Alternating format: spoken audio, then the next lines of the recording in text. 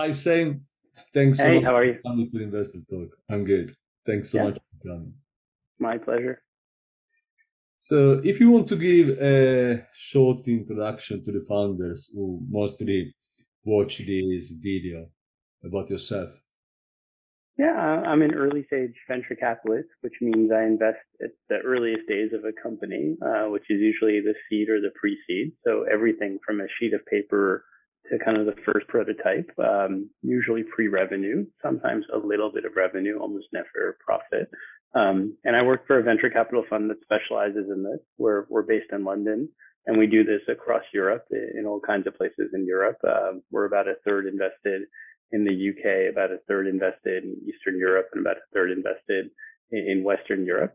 And we mostly look for companies at these super early days that we think can scale up into large global technology companies. So we think the company in Europe is capable of not just winning in its home market or in the neighboring markets, but the entire world, and will grow up to be kind of the household names in technology that we kind of know today.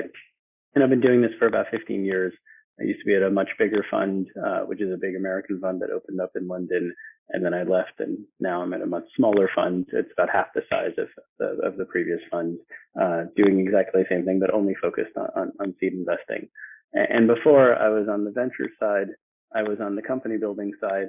I had three startups in the Bay Area and a fourth, which I worked for. And then I spent a few years at Microsoft and a few years at Sun Microsystems as well, which is a hot company back in the day. So most of my background's been building technology stuff or investing in technology stuff. Thank you so much. You got so much experience. So it will be very nice to know more about. Uh, you invest in all Europe from west to east, where and UK of course. Where exactly you are most focused inside this pretty vast area? So Europe in general is our thesis, and we don't really make the distinction between the countries. What we spend a lot of our time focusing on is companies that start in Europe and will go over to the US market for expansion. Our view is if you're going to try and build a very large company, and even a large company today is not $1 billion company, it's probably like a 10 to $50 billion company in the technology markets because the markets are just so much bigger than they used to be. If you're going to try and build a very large company, you kind of as a European company either want to win the American market or the Chinese market. The Chinese market isn't really a fair market to compete into. You'll pretty much lose if you try and go there. But the American market is pretty fair. And the American market is so much bigger than the German market, and so much bigger than the French market, and so much bigger than the UK market, and then so much bigger than like the Polish market or the Romanian market or the Bulgarian market. It kind of makes sense to think about American expansion almost from day one in the life of the company, doing it after you do a smaller market. So, suppose you start in Sweden as an example, that you're not going to become a $50 billion company because the Swedish market just isn't big enough to be able to sustain that for you. The way to do this and not take very much risk is to go from Sweden to Germany or go from Sweden to the UK because those are nearby countries. They're not very far. You'll probably speak the language and be able to interact. And if you win those, you probably won't spend too much money, and it probably won't put you into kind of real jeopardy. But if you're trying to win the $50 billion prize or the $100 billion prize, focusing on the UK ahead of the US or focused on Germany ahead of the US makes no sense to me. You're much better off going from Sweden, winning the US, and then coming back and finishing up the rest of Europe and kind of that order. And so that's what we spend a lot of our time thinking about. And those are the kinds of companies that we focus on. So we look all over Europe. We're very broad. We really don't make a distinction. We've invested in Ukraine in the middle of the war. We've invested in Belarus. We've invested in Poland. We've invested in Portugal. And these are all countries that normally don't attract a ton of capital from American investors. But we're looking for not where they're starting, where they're going to go. And almost all of those companies end up going into the US market very early into their history. And if they win the US market, our feeling is, and they become the winner in their category, they can become multi-billion-dollar type companies and get really interesting. So starting from Europe and scaling to the US and maybe coming back to Europe after. That's a simplistic way. And every once in a while, there's an exception. We were early investors in Deliveroo, and I'm an early investor now in a company called Pill Sorted. You know, Deliveroo famously didn't go into the U.S. DoorDash was in the U.S. and it kind of went everywhere else. It went to Singapore, it went to Hong Kong, it went to Dubai. And Pill Sorted probably it's a pharmacy company that does delivery. Probably won't go into the U.S. because regulations are different, but it probably will go into Germany. Every once in a while, you can, these are not hard and fast rules for us, but I would say on average, probably about 80% of what we do thinks about the American market kind of from day one or as close to day one as possible. And I'd say like 95%, maybe even 99% of the companies that are in Europe, we're not the right investor for them because, if you're in Europe and you're going to scale in Europe and you believe in kind of making Europe great again, which is part of, I think, the rhetoric that a lot of people have in Europe because there's an insecurity in Europe. And you're not that concerned about your American expansion or US expansion, we're probably not that interesting of a venture fund for you. But if you're starting in any place in Europe and you want to be in the US from day one, then you probably want an investor who's got really good connections out on the West Coast and who thinks the same way and pushes you to think the same way.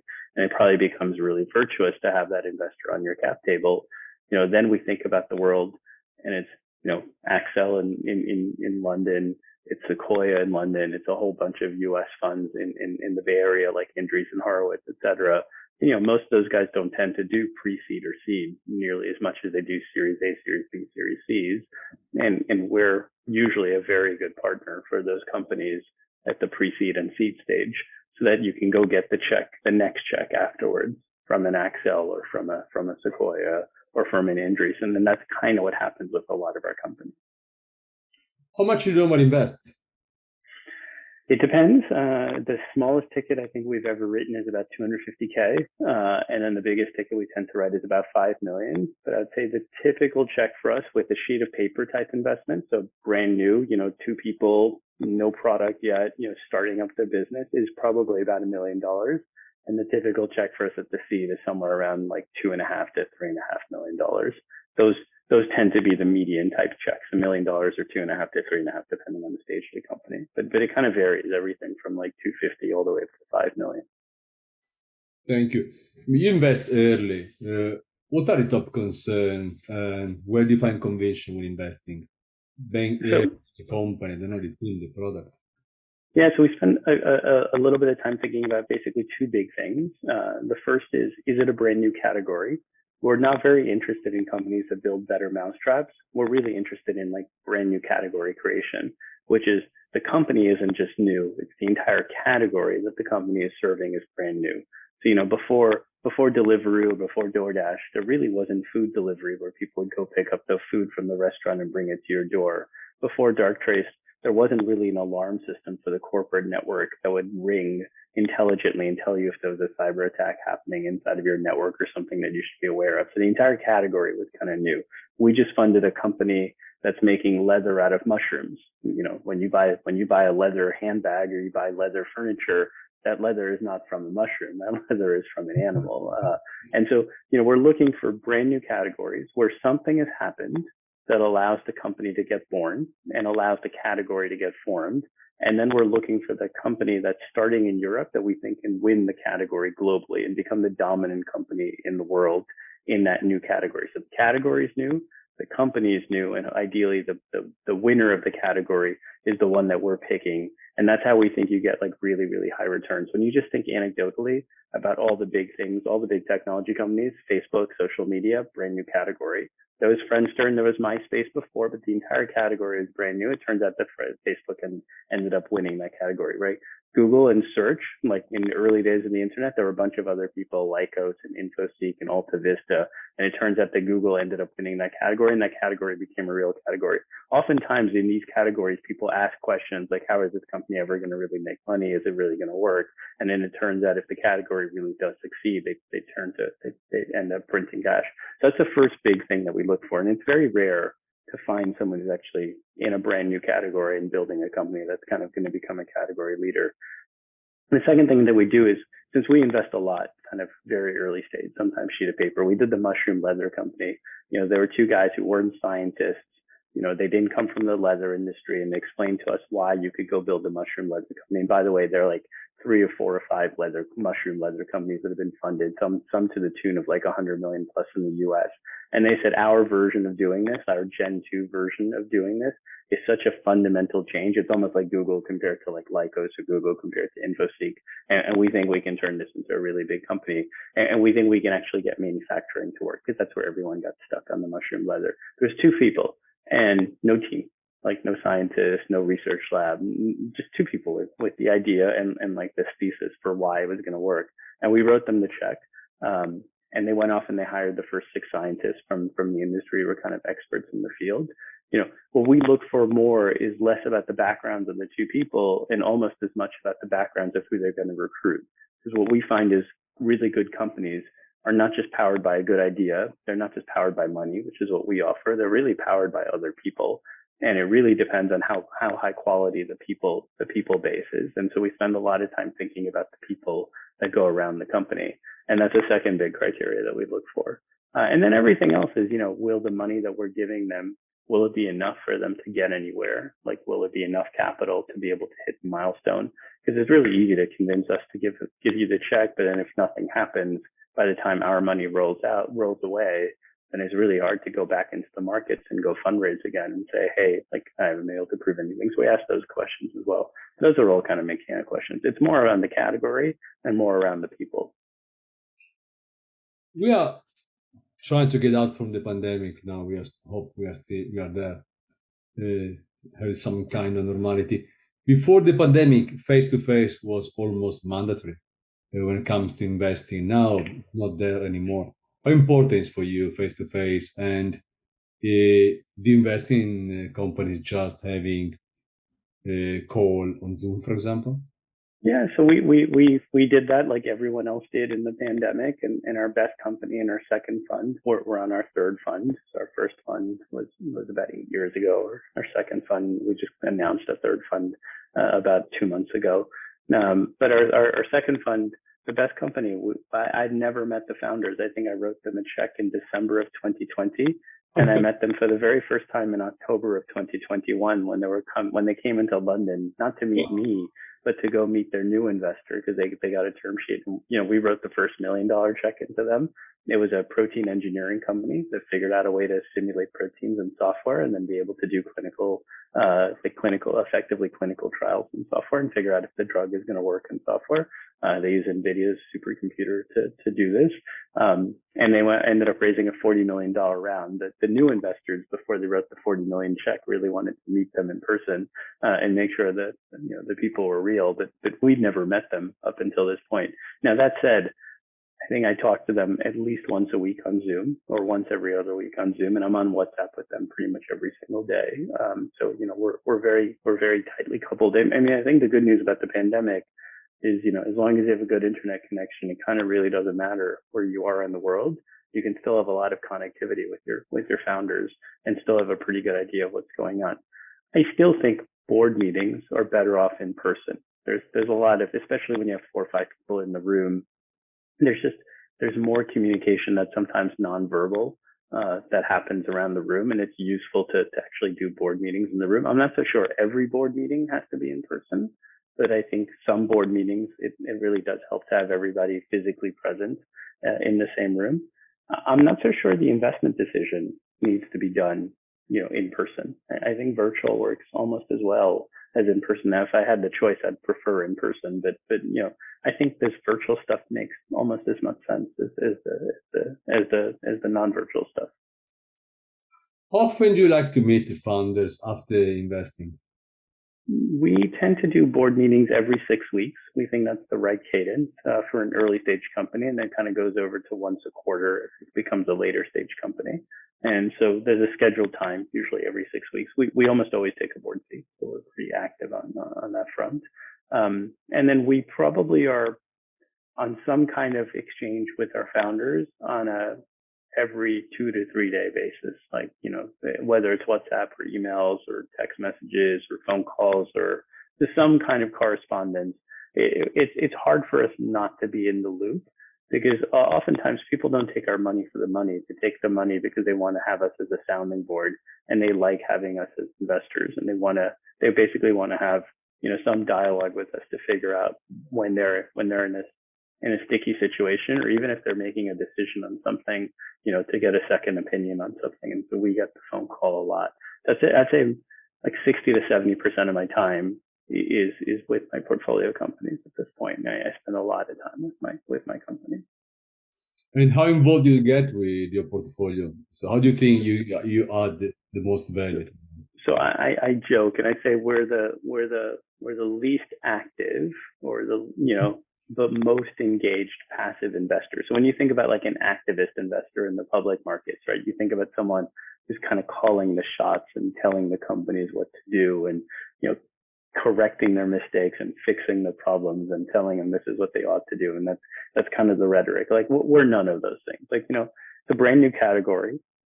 If we're lucky, we might understand the category. If we're lucky, we understand the company.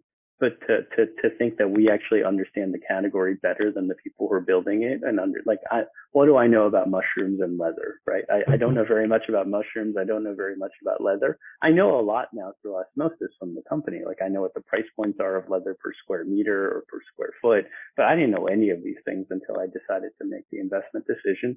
I don't know what a tannery does. I've never stepped foot into a tannery. Like I don't, I know that leather has a backing behind it. It's not just leather. Like you have a leather and then there's backing, but only because the company showed me these materials and pointed it out.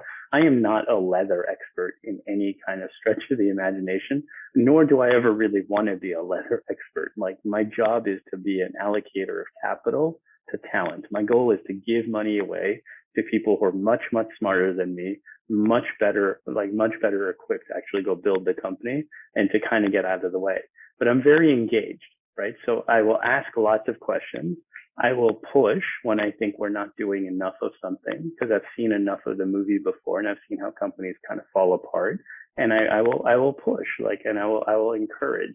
Like if someone wants to go raise a $5 million round as their next round, but I think the right number is a $7 to $10 million round because I think there's a lot more that we can do, I will push.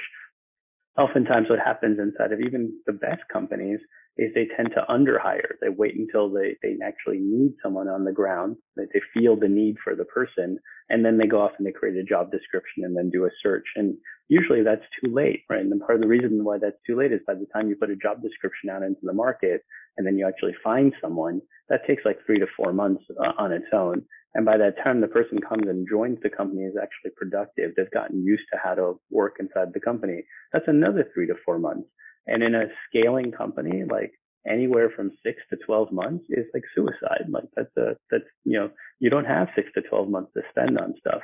And usually as an outsider, I can sometimes see where the needs are inside of the company before the people who are actually inside the business can see it, because I can see where the scaling limitations are. And I think it does help to have some experience around the table. They don't have to be an expert in your field, but some experience around the table as to what the formula is for building these businesses and where people underinvest and overinvest into things, and having that person be active and engaged is a good thing. But we're not activists, right? I'm not operational. We don't have a platform team.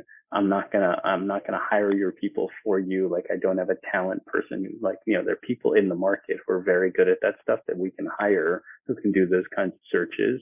Like you don't need those kinds of things from me. What you need is a really good sounding board for me. And we largely have founders who are pretty independent, but they build a really high degree of trust with us. And because of the high degree of trust, they call us up. Like we're both their like therapist couch when things are going the wrong way, which is 80% of our job. And we're their sounding board when things are going the right way. And they just want the extra little bit of confidence, right? That they're actually making the right call. And oftentimes when things are going the right way, we're saying, can we go even faster? Like, what are the real limitations to growth here? And when things are going the wrong way, hopefully we're ringing the alarm bell saying, hey, wait a second, maybe the unit economics here aren't working the way we thought they were going to work. Maybe we should slow down, because otherwise if we don't slow down, we'll burn too much cash. If we burn too much cash, we'll run out of money. We run out of money, the business kind of goes nowhere. And sometimes like we're the people kind of, saying maybe this isn't working and we should actually sell the business. And there's no shame in that. We just sold one of our businesses that wasn't working. I think we made something like 8 to 9x on it after like 2 years. the founders walked away multimillionaires. I'm pretty sure when they come back to us and decide they're going to build another company, we're going to be the first check that puts on the table, puts a check on the table. But we tried for about a year to figure out how to make sales work. We couldn't figure it out, but what we were building was so important that someone wanted to pick us up at a really big premium, and it made a lot of sense to sell, right? And so stuff like this happens, and sometimes it helps to have someone who's been around before to kind of encourage you to think about these things. And if the founders had, by the way, said, we don't want to sell, we want to keep going, we had financing lined up as well, because we do a lot of behind the scenes type stuff to make sure companies actually stay funded. We work really hard behind the scenes to make sure like other people who are in the know that this is a really interesting company, and so that everything's going up and to the right, because ultimately our success depends on the success of the people that we write the check to. It does, absolutely. Will you lead invest? Will you be a lead investor? We're only lead investors. We don't tend to do passive like kind of party rounds is what they call them. We'll co-lead with someone else, but we'll never not lead. What about next rounds? You are early, as you said, and are you going to help the startups when had to get funded for an A/B round, for example? Yes, we don't lead those rounds. Like we do our round, and then we look for other people to then kind of lead the next round. But our very first fund was a $40 million fund. Our second fund was a $100 million fund, and our third fund was a $215 million fund. So you can see the numbers have gotten a lot larger. Our checks have gotten a little bit larger. In our first fund, we were writing $500,000 to maybe $2 million, and then we went from $500,000 to $3 million. Now we're $500,000 to $5 million.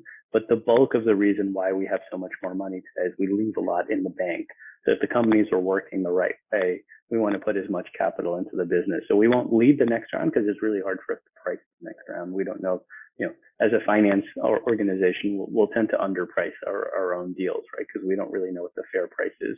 So you need someone on the outside to kind of set the price.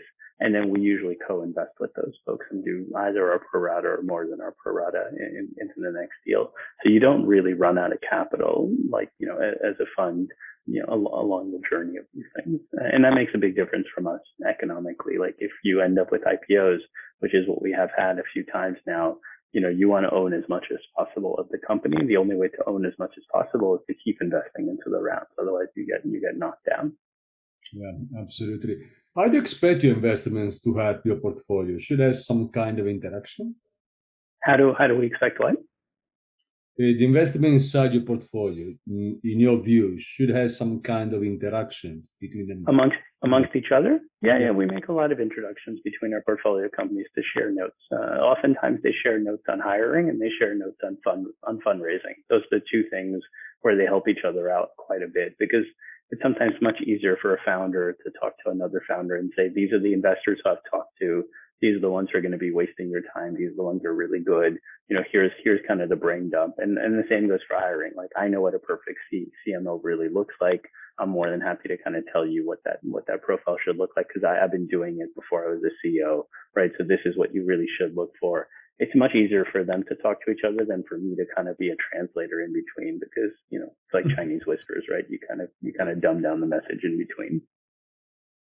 During the pandemic, we've been talking so much about pivoting. Pivoting has been a very one of the top topics. What's your take on pivoting? And should a founder consider pivoting? Many times they consider pivoting like failure. So it's not easy for them to understand the direction has to be changed. I mean, I think you pivot if you have to. And so, if it's not working, I think you have to pivot. If it's working but not working well enough, I think you have to pivot. A lot of our companies did not have to do very much in the way of pivots. I mean, the biggest thing that actually happened in the pandemic was a lot of people's growth rates actually went really high because there was so much online consumption that was happening. So there was just a lot more demand kind of coming through online channels, and so people's growth rates kind of spiked up. And then the other thing that we saw post pandemic is a lot of those growth rates started coming down as people started going back to kind of real life. And then the change that happened at the same time is Facebook got effectively, blocked in iOS 14.5. So a lot of the ad tracking that you kind of took for granted kind of went away. And that's thrown a lot of our companies that relied on kind of advertising spend for a loop. Most of them have since recovered. They've figured out how to experiment and figure out. And we've shared a bunch of lessons among the portfolio companies of the people who have figured out. But you can see that even in the earnings results of most of the bigger kind of consumer oriented plays online that have kind of now posted earnings or kind of earnings guidance or earnings estimates or earnings releases. You know, things change. But we haven't seen very much in the way of like fundamental pivots, like where people have said, you know, I'm working on X and now X doesn't work, I'm going to do Y. A lot of this is because of this new category creation. I think if you're inventing a new category, Yeah. you know, what are you going to pivot to? A brand new category? Like it's, you know, the entire category is fuzzy, right? So like there's not much space to kind of pivot. I think it's much easier to pivot if you're doing something that's already in the existing market and then you pivot to something that's a different market. But those aren't usually the kinds of companies that we end up backing. Which are the critical points that trigger your ultimate decision to invest? Because you see so many startups, you talk to so many founders, but in the end of the day, you need to decide. The day comes when you say, "Okay, I'm going with this guy." What is going to change? Make Yeah, real deciding. does it really have the potential to become a multi-billion-dollar company, right? You know, when you sit back and you really ask yourself that question, you find a lot of companies are going to become successful and they'll build 50, 100, 200, $500 million businesses. But if you really ask yourself, like, could this company become like a 10 billion, $50 billion, $100 billion company? You know, unfortunately, that bar is pretty high, and you know, you don't know what you don't know. A lot of things have to happen the right way in order for you to be able to deliver on that. But that's our business, right? Our business is taking those risks when the payoffs look like that. But we only write the check when the payoffs are like that, right? You know, the reason why we're so bullish on the mushroom leather company, leather is a $300 billion market. And I think people really care these days about vegan alternatives. Like people don't want to kill an animal to have like a nice fancy handbag or furniture, you know. So if you can really build a product that's feature comparison to leather, looks, feels, behaves exactly like leather, is priced at exactly the same price point as leather, maybe a little bit even below leather, you know, you have a real shot of actually disrupting a $300 billion industry. And if you can do that, you can understand why a company could become a $10 billion company in that kind of market. There are not that many companies that are like that, right? Same goes for that protein engineering company. You can actually do drugs and software and it really works. And, you know, there's a lot of hype around this stuff. But if it really does work, and we have a first drug that's gone into phase 2 already, then you should be able to build a platform that does this repeatedly at scale. And if you can build drugs and software repeatedly at scale and then take it to the clinicals and show that your software actually delivers, you know, the clinicals validate with it, that has the makings of like a $50-100 billion company. And this is personal. Why did you become an investor? so I wasn't a very good entrepreneur. I mean, I did it. I sold a couple of companies. The first and the last company were acquired, but I wasn't very good. I've realized there's some people who are really good at being the players on the field and they should get all the glory and all the payment. And there's some people who are much better at behind the scenes at kind of coaching. And I am much better at behind the scenes and coaching. I think, you know, it's really hard to be a coach if you've never played the game. But sometimes you realize when you're a much better coach than you are the actual player. I'll never be the star player on the field, but I can make the star player be a lot better.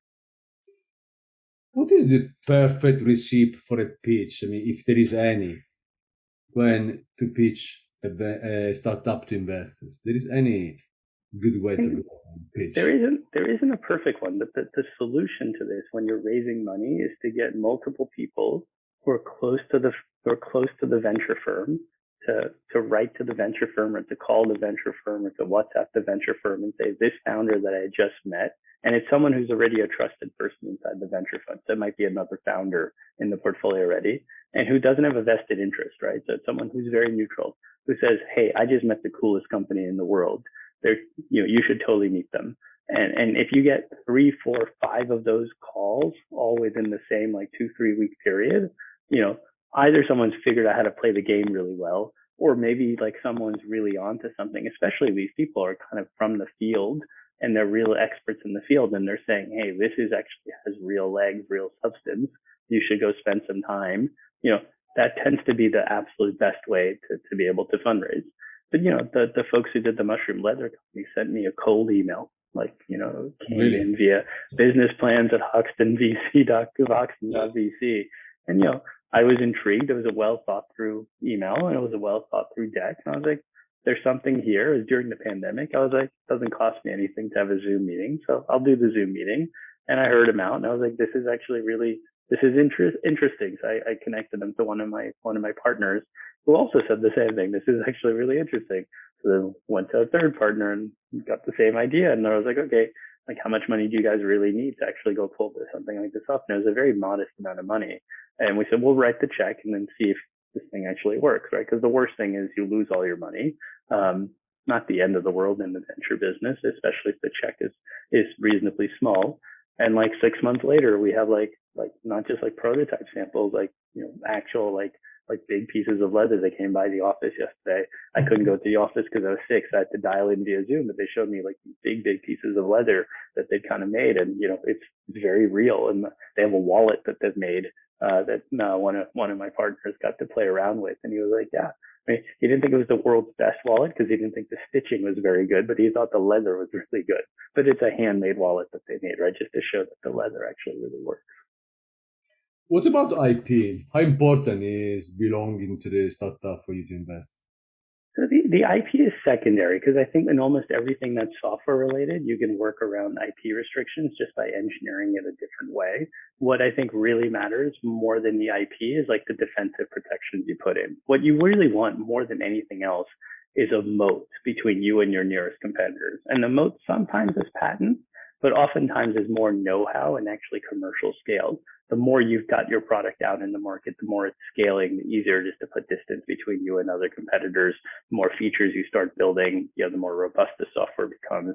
The patents you almost do as a defensive mechanism so that if someone actually comes after you for patents, you have a portfolio of patents to kind of fight back with. But it's rarely like, unless it's very deep science, the patents are not what's going to build an intrinsically valuable business. Commercial scale is what's going to build a valuable business. So we don't think we do the patents and the IP protection for hygiene reasons, but we don't really think that's a competitive advantage. Let me close. What would be the best and most promising sector to start a venture in the coming years for founders? Oh, this is the beauty of being a venture capitalist. I have no idea. Like, and nor do I need to really know the answer to that. Because if I did, I'd be going off and building one of these things. I will say, to make it more constructive, is places where things are combining, where stuff is happening. There's a combination of computation kind of combining with biology, which means that there'll be all kinds of interesting next generation companies that kind of form that use the computation to do biology. This feels like it started a few years ago, but I don't think it's going to run out of steam anytime soon. There's a whole bunch of stuff happening in Web3 where people are decentralizing things and building on top and building new models, to do stuff using these decentralized layers. There'll be a bunch of opportunities there, but my job is not to invent the future. Like, I'm not smart enough to be able to do that. My job is just when it comes in the door is to figure out that's actually really interesting and give them a bunch of money to go off and do it. So I'm not very good at forecasting what the future is going to look like. I'm just good at when it walks in through the doors, making sure they take a check. Hussein, thank you so much for coming to the Investor Talk. It's been a very great pleasure for me. Yeah, you're welcome. Thank you. Take care.